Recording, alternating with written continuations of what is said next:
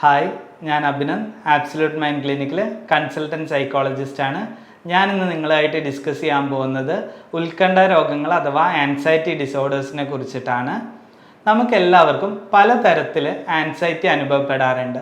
ഉദാഹരണത്തിന് ഒരു സ്റ്റേജിൽ ഒരു പ്രസംഗിക്കാൻ കയറുന്നതിന് മുമ്പ്, അല്ലെങ്കിൽ എക്സാമിന് തലേ ദിവസം, ഇല്ലെങ്കിൽ എക്സാമിന് കയറുന്നതിന് തൊട്ട് മുമ്പ്, ഇല്ലെങ്കിൽ ഇടുങ്ങിയ വഴികളിലൂടെ പോകുന്ന സമയത്ത്, ഉയരത്തിൽ കയറുന്ന സമയത്ത്, ഇല്ലെങ്കിൽ ഇരുട്ടിൽ നിൽക്കുമ്പോൾ, ഇല്ലെങ്കിൽ മരണത്തെക്കുറിച്ചുള്ള ചിന്തകൾ, ഇല്ലെങ്കിൽ എന്തെങ്കിലും മാരക രോഗങ്ങൾ വരുമോ എന്നുള്ള ചിന്തകളൊക്കെ നമ്മളിൽ ആൻസൈറ്റി ഇല്ലെങ്കിൽ ഉത്കണ്ഠ ഉണ്ടാക്കാറുണ്ട്.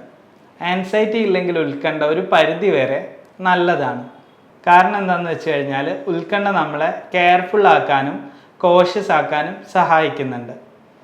തീരെ ആൻസൈറ്റി ഇല്ലാതെയാണ് നമ്മളൊരു കാര്യം ചെയ്യുന്നതെങ്കിൽ അതിൽ നമ്മൾ ഫെയിലിയർ ആവാനുള്ള ചാൻസസ് കൂടുതലാണ്.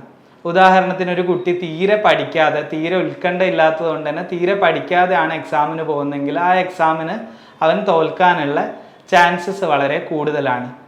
അതുപോലെ തന്നെ ആൻസൈറ്റി ഭയങ്കരമായിട്ടുള്ള അളവിൽ കൂടിക്കഴിഞ്ഞാൽ പ്രശ്നമാണ്. നമുക്ക് കൺട്രോൾ ചെയ്യാൻ പറ്റാത്ത രീതിയിൽ ആവർത്തിച്ച് നമ്മുടെ ഡെയിലി ലൈഫിൽ ഇടങ്ങേറില്ലെങ്കിൽ ബുദ്ധിമുട്ടുണ്ടാക്കുന്ന രീതിയിൽ ആൻസൈറ്റി വരുന്നതിനെയാണ് ആൻസൈറ്റി ഡിസോർഡേഴ്സ് എന്ന് പറയുന്നത്. ആൻസൈറ്റി ഡിസോർഡേഴ്സ് വരുന്നതിന് പ്രത്യേകിച്ച് പ്രായപരിധിയൊന്നുമില്ല. കുട്ടികളിലും മുതിർന്നവരിലൊക്കെ ആൻസൈറ്റി ഡിസോർഡേഴ്സ് വരാറുണ്ട്. പഠനങ്ങൾ പ്രകാരം പുരുഷന്മാരെ അപേക്ഷിച്ച് സ്ത്രീകളിലാണ് കൂടുതലായിട്ട് ആൻസൈറ്റി ഡിസോർഡേഴ്സ് കണ്ടുവരുന്നത്. ആൻസൈറ്റി ഡിസോർഡേഴ്സ് അഥവാ ഉത്കണ്ഠ രോഗങ്ങൾ പലതരത്തിലുണ്ട്. അതിൽ സാധാരണയായിട്ട് കണ്ടുവരുന്ന ഒന്നാണ് പാനിക് ഡിസോർഡർ എന്ന് പറയുന്നത്. പാനിക് ഡിസോർഡറിൻ്റെ ലക്ഷണങ്ങൾ എന്ന് വെച്ച് കഴിഞ്ഞാൽ ഇതിന് പ്രത്യേകിച്ച് കാരണങ്ങളൊന്നും ഉണ്ടാവണമെന്നില്ല. പെട്ടെന്നുണ്ടാവുന്ന ഒരു വെപ്രാളം, അതേപോലെ തന്നെ ശ്വാസം നിലച്ചു പോകുന്ന അവസ്ഥ, കൈകാലുകളിൽ ഉണ്ടാകുന്ന വിറയൽ, പെട്ടെന്നുണ്ടാകുന്ന അമിതമായിട്ടുള്ള വിയർപ്പ്, ഇത്തരം സാഹചര്യങ്ങളിൽ ഇത് ഹാർട്ട് അറ്റാക്ക് ആണോ എന്ന് പോലും തെറ്റിദ്ധരിച്ച് പോകാറുണ്ട്. ഇത്തരം ലക്ഷണങ്ങൾ ഉണ്ടെങ്കിലാണ് നമ്മളതിനെ പാനിക് ഡിസോർഡർ എന്ന് പറയുന്നത്. ഇത് കൂടാതെ മറ്റൊരു ഉത്കണ്ഠ രോഗമാണ് ജനറലൈസ്ഡ് ആൻസൈറ്റി ഡിസോർഡർ എന്ന് പറയുന്നത്. ജനറലൈസ്ഡ് ആൻസൈറ്റി ഡിസോർഡർ എന്ന് പറയുകയാണെങ്കിൽ ആ ഒരു പേരിൽ തന്നെ ഉണ്ട്. അതായത് എന്തിനും ഏതിനും എത്ര ചെറിയ കാര്യമായാൽ പോലും ഇവർക്ക് അമിതമായിട്ടുള്ള ഉത്കണ്ഠ ഇല്ലെങ്കിൽ ഒരു ഇടങ്ങേറ് ബുദ്ധിമുട്ട് ഉണ്ടാകുന്നതാണ് ഈ ഒരു ആൻസൈറ്റി ഡിസോർഡറിൻ്റെ ലക്ഷണം എന്ന് പറയുന്നത്. മറ്റൊരു ആൻസൈറ്റി ഡിസോർഡർ അഥവാ ഉത്കണ്ഠ രോഗമാണ് സോഷ്യൽ ഫോബിയ എന്ന് പറയുന്നത്. സോഷ്യൽ ഫോബിയ എന്നുള്ളത് ആ ഒരു വേർഡ് തന്നെ ഉണ്ട്. അതായത് പുറത്തേക്ക് ഇറങ്ങാനും അതേപോലെ തന്നെ മറ്റുള്ളവരുമായിട്ട് സംസാരിക്കാനും മറ്റുള്ളവരുടെ കൂട്ടത്തിൽ നിൽക്കാനും അതേപോലെ തന്നെ സ്റ്റേജിൽ കയറുമ്പോൾ ഇല്ലെങ്കിൽ സ്റ്റേജിൽ എന്തെങ്കിലും കാര്യങ്ങൾ സംസാരിക്കാൻ വിളിക്കുമ്പോഴൊക്കെ അവരുടെ ടെൻഷൻ ഇല്ലെങ്കിൽ ഇടങ്ങേറ് കാരണം അവർക്ക് ഇത് പറ്റാറില്ല. അതുകൊണ്ട് തന്നെ ഇവരുടെ പല കാര്യങ്ങളും മുടങ്ങാറുണ്ട്. ഇപ്പം ആളുകൾക്കിടയിലേക്ക് പോകാത്തത് കൊണ്ട് തന്നെ പല കാര്യങ്ങളിലും അവർക്ക് ബുദ്ധിമുട്ട് അനുഭവപ്പെടാറുണ്ട്. ആൻസൈറ്റി ഡിസോർഡേഴ്സിൽ ഇല്ലെങ്കിൽ ഉത്കണ്ഠ രോഗങ്ങളിൽ സാധാരണയായിട്ട് കണ്ടുവരുന്ന ഒരു അസുഖമാണ് ഒബ്സസീവ് കമ്പൽസീവ് ഡിസോർഡർ അഥവാ OCD എന്ന് പറയുന്നത്. ഇതിന് സാധാരണയായിട്ട് വസ്വാസ് എന്നൊക്കെ വിളിക്കാറുണ്ട്.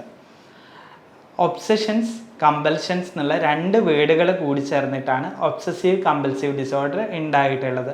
ഒബ്സഷൻസ് എന്ന് പറയുകയാണെങ്കിൽ നമ്മുടെ അനുവാദം കൂടാതെ നമുക്ക് ബുദ്ധിമുട്ടുണ്ടാക്കുന്ന രീതിയിൽ, നമുക്ക് ഇടങ്ങേറുണ്ടാക്കുന്ന രീതിയിൽ ആവർത്തിച്ച് നമുക്ക് തടയാൻ പറ്റാതെ വരുന്ന ചിന്തകളെയാണ് ഒബ്സഷൻസ് എന്ന് പറയുന്നത്. ഈ ചിന്തകൾ കൊണ്ടുണ്ടാവുന്ന ബുദ്ധിമുട്ട് കുറയ്ക്കാൻ വേണ്ടിയിട്ട്, താൽക്കാലികമായിട്ട് കുറയ്ക്കാൻ വേണ്ടിയിട്ട് നമ്മൾ ചെയ്തു കൂട്ടുന്ന പ്രവൃത്തികളെയാണ് കമ്പൽഷൻസ് എന്ന് പറയുന്നത്. OCD പലതരത്തിലുണ്ട്. നമ്മൾ സാധാരണയായിട്ട് കാണുന്ന OCD എന്ന് വെച്ചാൽ ചെക്കിങ് OCD ആണ്. അതായത് ഡോറ് പൂട്ടിയിട്ടുണ്ടോ, ഗ്യാസ് സ്റ്റവ് ഓഫാക്കിയിട്ടില്ലെങ്കിൽ എന്തെങ്കിലും സംഭവിച്ചു പോകുമോ എന്നുള്ള പേടി കാരണം വീണ്ടും ചെക്ക് ചെയ്യുന്നത്. പിന്നെ സാധാരണയായിട്ട് കാണുന്നൊരു OCD ആണ് ക്ലീനിങ് OCD എന്ന് പറയുന്നത്. അതായത് വൃത്തിയായിട്ടില്ലേ, കൈ കഴുകിയിട്ട് വൃത്തിയായിട്ടില്ലേ, ഇല്ലെങ്കിൽ ഡ്രസ്സ് അലക്കിയിട്ട് വൃത്തിയായിട്ടില്ലേ എന്നുള്ള ചിന്ത കാരണം വീണ്ടും ഡ്രസ്സ് അലക്കിയിട്ടില്ല, അത് വൃത്തിയായിട്ടില്ലെങ്കിൽ എന്തെങ്കിലും സംഭവിക്കുമെന്നുള്ള പേടി കാരണം വീണ്ടും വാഷ് ചെയ്യുന്നത് ഇല്ലെങ്കിൽ വീണ്ടും കൈ കഴുകുന്നതിനൊക്കെ ആണ് നമ്മൾ ക്ലീനിങ് OCD എന്ന് പറയുന്നത്. ആൻസൈറ്റി ഡിസോർഡർ അഥവാ ഉത്കണ്ഠ രോഗത്തിൽ വരുന്ന മറ്റൊരു അസുഖമാണ് പോസ്റ്റ് ട്രോമാറ്റിക് സ്ട്രെസ് ഡിസോർഡർ അഥവാ PTSD എന്ന് പറയുന്നത്. സ്ട്രെസ്ഫുൾ ആയിട്ടുള്ള, നമുക്ക് ഭയങ്കര ബുദ്ധിമുട്ടുണ്ടാക്കിയിട്ടുള്ള, നമ്മളെ പേടിപ്പെടുത്തുക അല്ലെങ്കിൽ ഭയപ്പെടുത്തുന്ന ഒരു എക്സ്പീരിയൻസ് നേരിട്ടോ അല്ലാതെയോ ഉണ്ടായിട്ടുണ്ടെങ്കിൽ, അല്ലെങ്കിൽ നേരിട്ടോ അല്ലാതെയോ നമുക്ക് അനുഭവിക്കേണ്ടി വന്നിട്ടുണ്ടെങ്കിൽ അതുകൊണ്ടുണ്ടാവുന്ന ഒരു അസുഖത്തിനെയാണ് PTSD എന്ന് പറയുന്നത്. ഇത് കാരണം ആ ഓർമ്മകൾ വരെ വല്ലാതെ അലട്ടിക്കൊണ്ടിരിക്കും. അങ്ങനെ ഓർമ്മകൾ വരുന്ന സാഹചര്യങ്ങളും അതേപോലുള്ള സിറ്റുവേഷൻസ് കാര്യങ്ങളൊക്കെ ഇവർ മാക്സിമം ഒഴിവാക്കാൻ വേണ്ടിയിട്ട് ശ്രമിക്കാറുണ്ട്. ഇത് കൂടാതെ വരുന്ന മറ്റൊരു ഉത്കണ്ഠ രോഗമാണ് സബ്സ്റ്റൻസ് ഇൻഡ്യൂസ്ഡ് ആൻസൈറ്റി ഡിസോർഡർ എന്ന് പറയുന്നത്. ഇതിൽ ലഹരി മരുന്നുകളുടെ അമിതമായിട്ടുള്ള അല്ലെങ്കിൽ ഡ്രഗ്സിൻ്റെ അമിതമായിട്ടുള്ള ഉപയോഗം കൊണ്ട് വരുന്ന ആൻസൈറ്റി ഡിസോർഡറിനെയാണ് സബ്സ്റ്റൻസ് ഇൻഡ്യൂസ്ഡ് ആൻസൈറ്റി ഡിസോർഡർ എന്ന് പറയുന്നത്. ഇത്തരത്തിലുള്ള ബുദ്ധിമുട്ടുകൾ, ആൻസൈറ്റി ഡിസോർഡേഴ്സ് അഥവാ ഉത്കണ്ഠ രോഗത്തിൻ്റെ ലക്ഷണങ്ങൾ നിങ്ങളിലോ ഇല്ലെങ്കിൽ നിങ്ങളുടെ പ്രിയപ്പെട്ടവർക്കോ കാണുകയാണെങ്കിൽ എത്രയും പെട്ടെന്ന് തന്നെ ഒരു മെൻ്റൽ ഹെൽത്ത് പ്രൊഫഷണലിൻ്റെ, അതായത് സൈക്കോളജിസ്റ്റിൻ്റെയോ ക്ലിനിക്കൽ സൈക്കോളജിസ്റ്റിൻ്റെയോ സഹായം ഉറപ്പുവരുത്തേണ്ടത് അത്യാവശ്യമാണ്. ഉത്കണ്ഠ രോഗങ്ങളിൽ അഥവാ ആൻസൈറ്റി ഡിസോർഡേഴ്സിൽ സാധാരണയായിട്ട് കണ്ടുവരുന്ന ഒരു അസുഖമാണ് സോഷ്യൽ ഫോബിയ എന്ന് പറയുന്നത്. സോഷ്യൽ ഫോബിയ എന്താണെന്ന് വെച്ച് കഴിഞ്ഞാൽ ആ ഒരു വേർഡിൽ തന്നെ അതിൻ്റെ ഒരു അർത്ഥമുണ്ട്. അതായത് സമൂഹത്തിലേക്ക് ഇറങ്ങാനുള്ള ഭയങ്കരമായിട്ടുള്ള പേടി ഇല്ലെങ്കിൽ ബുദ്ധിമുട്ടിനെയാണ് സോഷ്യൽ ഫോബിയ എന്ന് പറയുന്നത്. ഇതുപോലെയുള്ള മാനസിക ബുദ്ധിമുട്ടുകൾ നേരിടുന്ന ഒരാളാണോ നിങ്ങൾ എങ്കിൽ വർഷങ്ങളുടെ കൗൺസിലിംഗ് മേഖലയിലെ പരിചയവും കേരളത്തിൽ തന്നെ ഒന്നാമതായും നിൽക്കുന്ന സൈക്കോളജിസ്റ്റുകളുടെ സേവനം അബ്സല്യൂട്ട് മൈൻഡ് നിങ്ങൾക്ക് വേണ്ടി ഒരുക്കുന്നു. മലപ്പുറം, കോഴിക്കോട്, കണ്ണൂർ തുടങ്ങിയ ഓഫ്ലൈൻ കൗൺസിലിംഗ് സെന്ററുകളിലെത്തി സൈക്കോളജിസ്റ്റുകളെ നേരിട്ട് ലഭ്യമാക്കുന്നതിനും ഓൺലൈൻ ബുക്കിങ്ങിനും നിങ്ങളുടെ ബുദ്ധിമുട്ടുകളെക്കുറിച്ച് മനസ്സിലാക്കുന്നതിനും കൂടാതെ സംശയങ്ങൾ പരിഹരിക്കാനും താഴെ കാണുന്ന നമ്പറിൽ ഇപ്പോൾ തന്നെ ഞങ്ങളെ നിങ്ങൾക്ക് ബന്ധപ്പെടാം. Absolute mind, A complete care for your mind. ഉദാഹരണത്തിന് മറ്റുള്ളവരായിട്ടൊക്കെ ഇടപഴകാനുള്ള ഭയങ്കരമായിട്ടുള്ള ബുദ്ധിമുട്ട്, ഇല്ലെങ്കിൽ മടി, ഇല്ലെങ്കിൽ അമിതമായിട്ടുള്ള ഉത്കണ്ഠ, ഇല്ലെങ്കിൽ ഒരു കൂട്ടത്തിൽ പോയി നിൽക്കാനുള്ള, ഇല്ലെങ്കിൽ പുറത്തേക്ക് ഇറങ്ങാൻ തന്നെയുള്ള ഒരു മടി, ഒരു സ്റ്റേജിലേക്ക് വിളിച്ചു കഴിഞ്ഞാൽ സ്റ്റേജിലേക്ക് കയറാനൊക്കെ ഭയങ്കരമായിട്ട് ബുദ്ധിമുട്ടുണ്ടാവുന്നത് സോഷ്യൽ ഫോബിയയുടെ ലക്ഷണങ്ങളാണ്.